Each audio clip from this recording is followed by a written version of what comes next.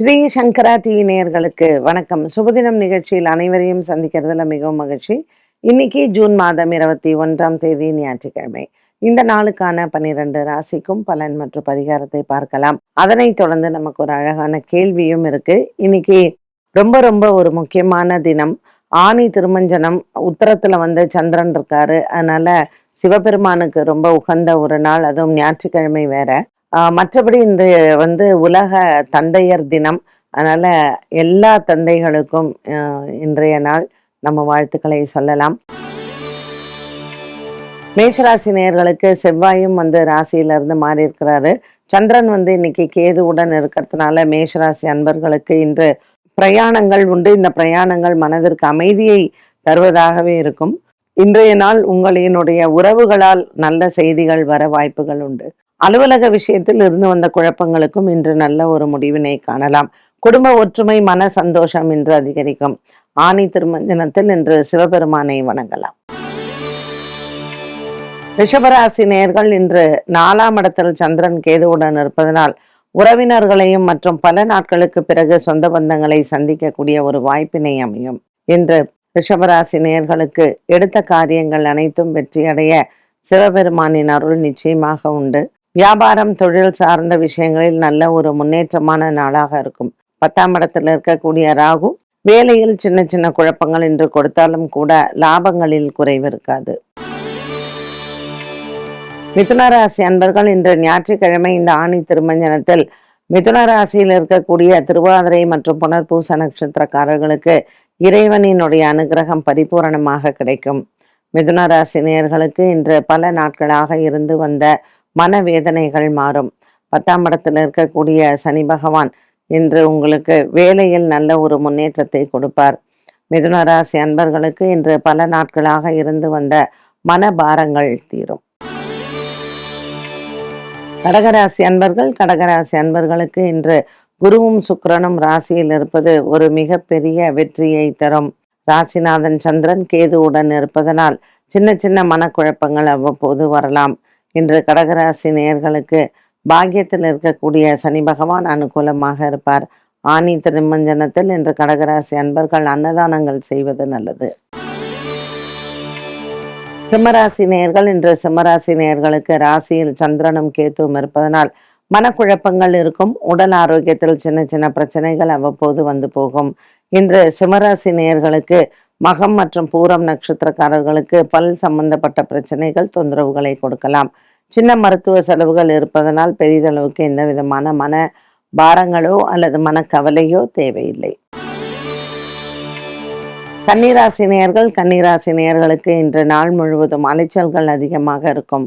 பாக்கியத்தில் இருக்கக்கூடிய செவ்வாய் மற்றும் 10ஆம் இடத்தில் இருக்கக்கூடிய சூரியனும் புதனும் அலைச்சலை அதிகமாக தருவார்.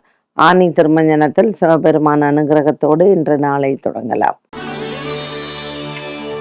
துலாம் ராசி அன்பர்களுக்கு இன்று மனதளவில் இருக்கக்கூடிய சின்ன சின்ன சஞ்சலங்கள் தீரும்.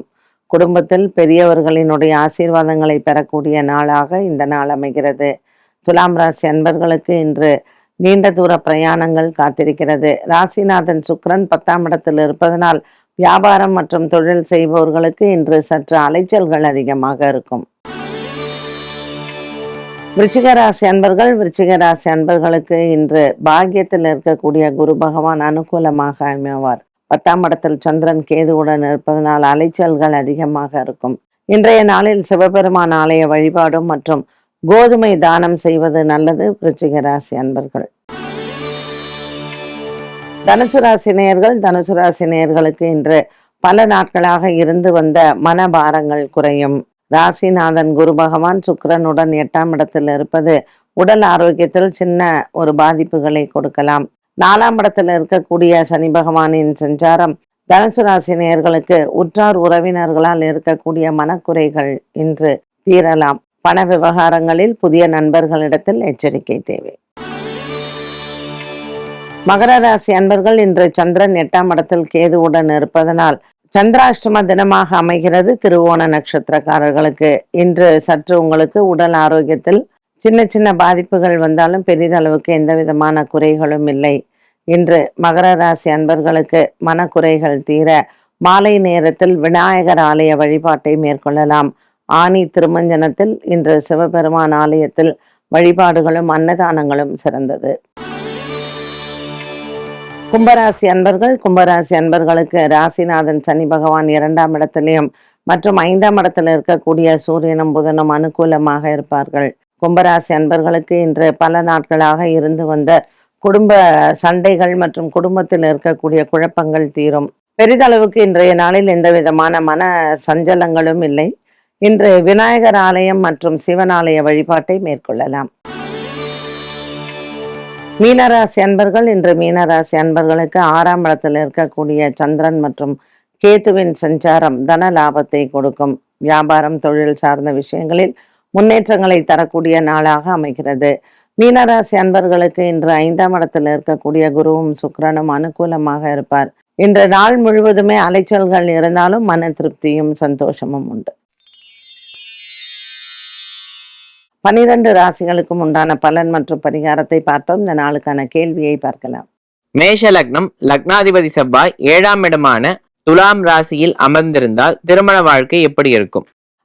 எப்பொழுதுமே நம்ம ஏற்கனவே சொல்லியிருக்கோம், தனித்து ஒரு கிரகம் இருந்தால், அதுவும் அசுப கிரகங்கள் தனித்து இருந்தால் அசுப பலன்கள் நிறையவே இருக்கும். அதுவும் திருமண வாழ்க்கையில பொதுவாக இப்போ 7ஆம் இடத்துல செவ்வாய் இருக்குன்னு வச்சுக்கோங்களேன், மேஷ லக்னக்காரர்களுக்கு.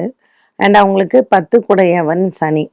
இப்போ சனியும் செவ்வாயோட சேர்ந்து இருந்ததுன்னா இவங்கெல்லாம் கூட்டு தொழில் பண்ணவே கூடாது. எப்பவுமே கூட்டு தொழிலாளிகளால் இவங்களுக்கு பிரச்சனைகள் வரும். அப்போ திருமண விஷயத்துலையும் அதே மாதிரி தான்.